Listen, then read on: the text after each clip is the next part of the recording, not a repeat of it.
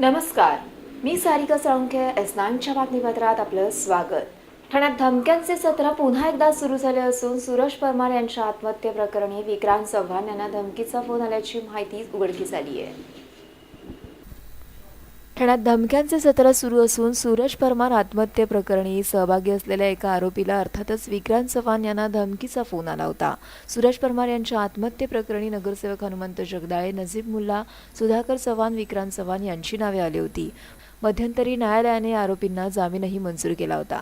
अलीकडे सूरज परमार यांच्या मुलाला त्यांच्या आत्महत्येप्रकरणी सुरू असलेल्या चौकशीमध्ये सहभागी होऊ नये असाही धमकीचा फोन आला होता. त्यानंतर आता नगरसेवक विक्रांत चव्हाण यांना आता परमार प्रकरणी आपली मोठ्या प्रमाणात गुंतवणूक असून ती न मिळाल्यास जीवे मारण्याची धमकी फोनवरून देण्यात आली आहे. सदर प्रकरणी वर्तकनगर पोलीस स्थानकामध्ये गुन्हा नोंदवण्यात आला असून पोलीस यापुढील तपास करीत आहेत. Sarika Salunkhe, S9 news, Thane. भांडूप कोकण मित्र मंडळातर्फे आयोजित कवी संमेलनामध्ये कवींनी विविध विषयावर आधारित कवितांचे वाचन केले. भांडूप कोकण मित्र मंडळातर्फे कवी संमेलनाचे आयोजन करण्यात आले होते. गेली 7 वर्ष कोकण मित्र मंडळ हे विविध प्रकारचे उपक्रम हे आपल्या परिसरामध्ये राबवित आहे. मात्र कवी संमेलनाचा उपक्रम हा पहिल्यांदाच येथे राबविण्यात आला असून प्रेक्षकांचा भरघोस असा प्रतिसाद या उपक्रमाला लाभला आहे. कोकणनगरमधील प्रांगणामध्ये हे कवी संमेलन पार पडले. यावेळी कवी यशवंत गावंड आणि कवी चंद्रहास रहाटे यांची प्रमुख उपस्थिती लाभली. उपस्थित कवींनी विविध विषयांवर आधारित कवितांचे सादरीकरण प्रेक्षकांसमोर केले. तसेच नवोदित कवींना मार्गदर्शनही या कार्यक्रमांतर्गत केले गेले. वेळ निघून गेली होती, वही तसंच झालं होतं. तिच्या मुलाच्या बारशाचं आमंत्रण मला आलं होतं. जाणार नव्हतोच मी, फिरकायचंही नव्हतं. तिचं भरलेलं घर एकदा मला पाहायचं होतं. तिच्या मुलाच्या बारशाचं आमंत्रण मला आलं होतं.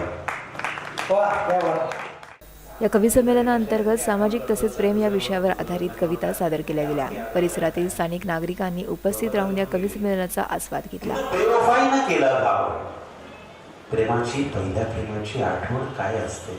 तिनं बेवफाईनं केला घाव, नव्हे तिच्या बेदर्दपणाचा तो व्रण आहे. तिनं बेवफाईनं केला घाव, नव्हे तिच्या बेदर्दपणाचा तो व्रण आहे. त्यामुळे क्षणांची मजल हृदयी साठवण आहे. माझ्या पहिल्या प्रेमाची ती आठवण आहे. माझं नाव मोहन तुकाराम गांधी आहे. भांडूप ही वस्ती स्लममध्ये असल्यामुळे तरीसुद्धा लोकांनी भरपूर रिस्पॉन्स दिला आणि त्याचं सहकार्य आणि त्याचं जे श्रेय आहे ते माझ्या ह्या बाजूला 2 सहकारी आहेत. आमच्या बाजूला माझ्या उभे आहेत ते कोकण मित्र मंडळाचे सेक्रेटरी आमचे विजय जाधव आणि खजिनदार संजय तोरसकर आणि त्याचबरोबर आमच्या सर्व मंडळातील कार्यकर्त्यांचं सहकार्य. खरं म्हणजे हा जो आम्ही कवी संमेलन घेतला हा प्रवाहाच्या विरोध कार्यक्रम आहे असं भांडूपमध्ये म्हटलं तर, पण तो तसा नाही आहे. प्रवाहाच्या विरोध कोणीतरी गेलं पाहिजे आणि ज्या कविता आणि गाणी आहेत ह्याचा पण संगम जे काय ते लोकांना समजलं पाहिजे यासाठी आम्ही हा कार्यक्रम आणि गेली 7 वर्ष आणि व्याख्यानमाला आम्ही आयोजित करतो. ज्या विविध विषयांवर व्याख्यानमाला झालं ह्या व्याख्यानमालेत इथे मुझफ्फर हुसेनजी पण हजेरी लावून गेलेत. असं आमचं सामाजिक कार्य चालू असतं. आणि आत्ताच आम्ही कोकण मित्र मंडळ सामाजिक अनुसारी मुख्यमंत्री निधीला 50,000 आम्ही मदत केलेली आहे. नमस्कार, माझं नाव चंद्रहास गोपीनाथ रहाटे. आम्ही जो कार्यक्रम आज सादर केला हा आठवणींच्या फुला हृदय दिले तुला हा जो कार्यक्रम आहे हा कार्यक्रम सादर केला आहे. कवी यशवंतजी गावंड यांची मोलाची साथ आजच्या कार्यक्रमात लावली आहे. या कार्यक्रमात विविध विषयावरच्या आम्ही कविता सादर केल्या. याच्यामध्ये सामाजिक कविता होत्या, त्याचप्रमाणे प्रेम या विषयावरच्या कविता होत्या. आपल्या आठवण म्हणजे बेसिकली ज्या लाईफमध्ये आठवणी आपल्याला येत असतात किंवा घडत असतात आपले अनुभव, त्या अनुभवातून निर्माण झालेल्या कविता आज आपण सादर केलेल्या आहे. आणि हा जो आठवणींचा प्रवास आहे आपल्या रसिक श्रोत्यांना नक्की आवडलेला असणार. आणि बरेच श्रोते शेवटपर्यंत ह्या कार्यक्रमाला उपस्थित होते की ज्यांनी आम्हाला खूप प्रोत्साहन दिलं आणि हे सादर करताना खूप आनंद झाला आहे. आणि आठवणींच्या फुलाचा प्रवास असा चालू राहील अशी मी आशा बाळगतो. एक आठवणीतली कविता सांगतो मित्रांनो. कवीला वय नसतं. माझ्या कविता संग्रहाचं त्याला आपण 4 वर्ड्स म्हणतो इंग्लिशमध्ये शिकल्या असल्याकारणाने थोडंसं प्रॉब्लेम होतं. शांताराम नांदगावकरांनी लिहिलेलं आहे. मी, संजू सावंत आम्ही नांदगावकरांकडे गेलो होतो आणि सगळ्यांचे फोटो निघाले. गुरुपौर्णिमा होती. नांदगावकरांना आम्ही विनंती केली, संजू सावंतने विनंती केली की सर जरा माईंचं पण म्हणजे त्यांच्या मिसेसचा पण फोटो येऊ देत, एकत्र बसा. तर त्या बाईचं वय तेव्हा 62 वर्ष होतं आणि ती लाजली. बघा कविता कशी हिरवी असते. ती बाई लाजली, लाजून बाई आतमध्ये गेली आणि त्यांनी सांगितलं आणि मला कविता स्फुरली तिथे. आता नांदगावकरांच्या समोर माझ्यासारख्यानं कविता म्हणावी म्हणजे वेगळी गोष्ट आहे. मी त्यांची परवानगी घेतली. म्हटलं साहेब एक रचना सुचले, बोलू का? म्हटलं बोला ना. म्हटलं तुम्ही जेव्हा यांना प्रपोज केलं, लव्ह मॅरेज होतं त्यांचं, शांताराम नांदगावकर कवी. सर तुम्ही जेव्हा यांना प्रपोज केलं ह्या कशा लाजल्या होत्या? आत्ताही लाजते ना, अशीच लाजली होती. नांदगावकर साहेबांना म्हटलं की ह्या वयात आणि त्या वयात त्यांच्या लाजणं तसंच आहे का? तुमचं कविमन काय बोलते? आणि नांदगावकरांना माझी रचना मी सांगितली. पाऊलच काय, पाऊलच काय हृदयाचं स्पंदनही थांबतं. पाऊलच काय हृदयाचं स्पंदनही थांबतं. याही वयात तुला लाजणं जमतं. Yogesh Muvawade, S9 news, Mumbai. S9च्या बातमीपत्रात वेळ असेल अल्पशा विश्रांतीची.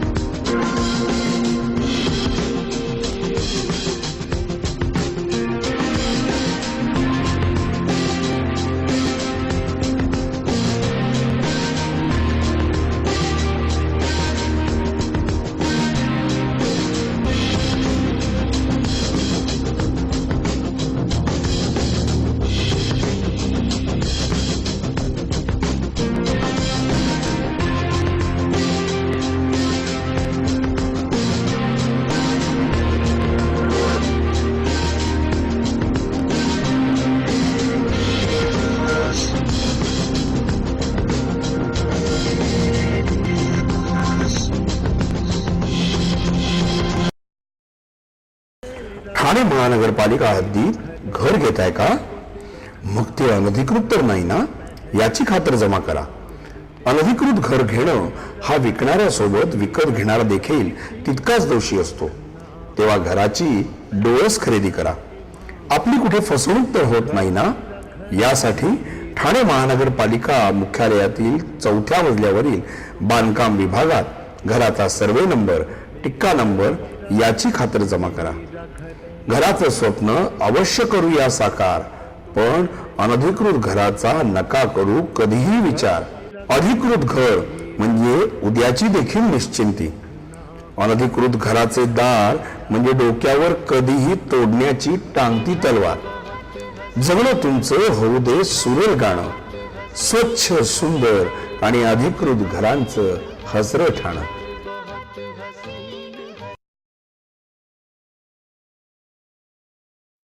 स्वप्नील जोशी, तरुण, सुपरहिट, विश्वासार्ह आणि सगळ्यात वेगानं वाढणारा ब्रँड. Ready ready ready.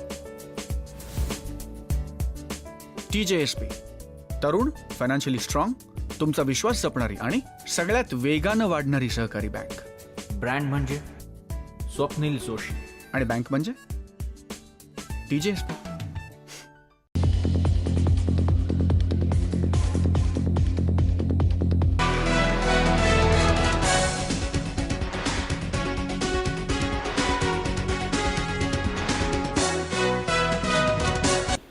S9च्या बातमीपत्रात आपलं स्वागत.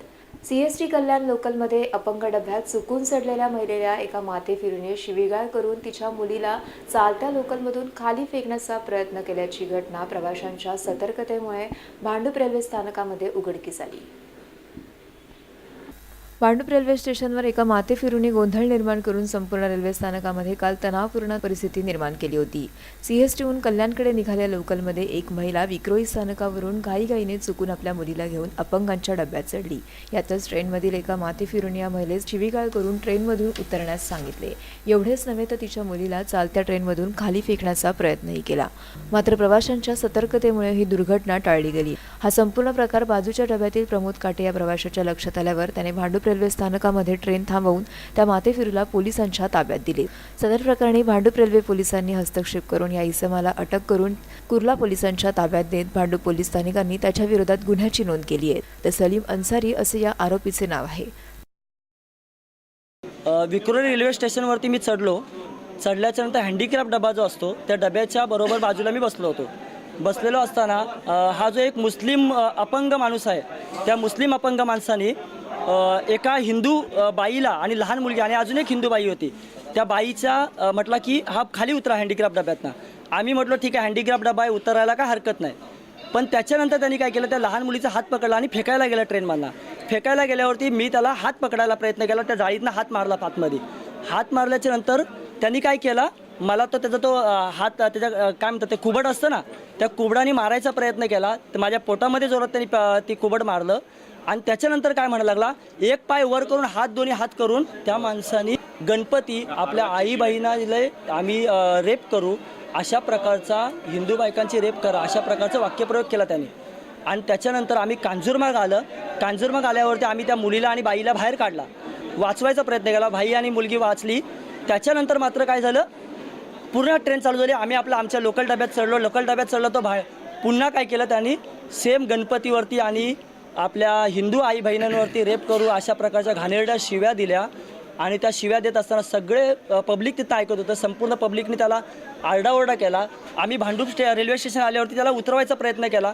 तो काय उतरला नाही. ट्रेन चालू झाली. मी म्हटलं अशा प्रकारचा आतंकवादी कारवाया करणारा आणि आपल्या देशविधाकट शिव्या देणारा माणूस जो गणपतीला पण शिव्या देऊ शकतो आई बहिणीची धार्मिक भावना भडकवू शकतो अशा माणसाला पुढे येऊन चालणार नाही. मग आम्ही काय केलं त्याला पुरा ट्रेन थांबवली मी स्वतः. त्याला आम्ही मोटरमॅनला मी निरोप पाठवला आणि रेल्वे पोलिसांना बोलवायला सांगितलं. म्हटलं हाला मात्र तुम्ही आतमध्ये ताब्यात घ्या. आम्ही स्वतः घेऊन आलो त्याला. इथे घेऊन आल्यावरती त्या माणसाने रेल्वे पोलिसातल्या एका अधिकाऱ्याला पण काठी गायकवाड साहेबांना एक काठी मारली आणि आतमध्ये असताना त्यांनी एक शिवीगाळ पुन्हा केली गणपतीवरती. अशा प्रकारची प्रवृत्ती करणारा हा माणूस आहे. याच्यावरती पूर्णपणे कायदेशीर कारवाई झाली पाहिजे. त्याच्यावरती तो सुटला नाही पाहिजे.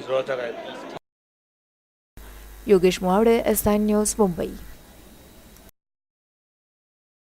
S9च्या बातमीपत्राला इथेच थांबू. तोपर्यंत नमस्कार.